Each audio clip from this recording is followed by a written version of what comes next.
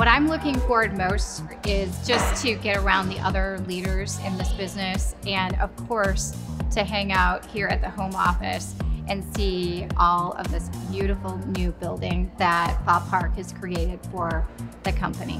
I'm most looking forward to seeing the manufacturing facilities and seeing how the nail strips are made. But my favorite part so far was probably dinner. That view was incredible, and getting to spend the time just talking to people from home office and other stylists was irreplaceable.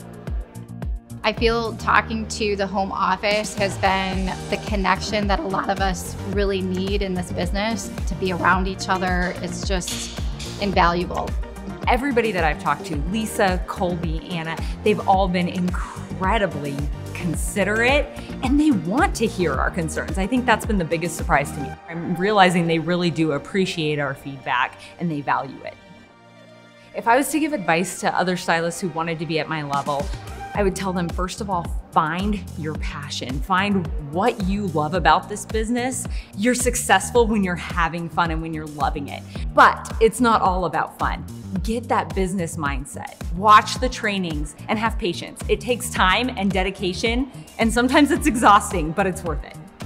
What I'm hoping for most with Color Street is to continue to grow, and for Bob Park to continue his dream to expand and to have much success with everyone in the field and home office.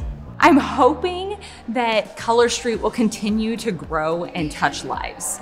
Yes, we're coloring every street in the nation and hopefully someday in the world, but I hope that in so doing, we're not just giving people pretty nails, but that we are changing lives. We are impacting women and their families and their communities.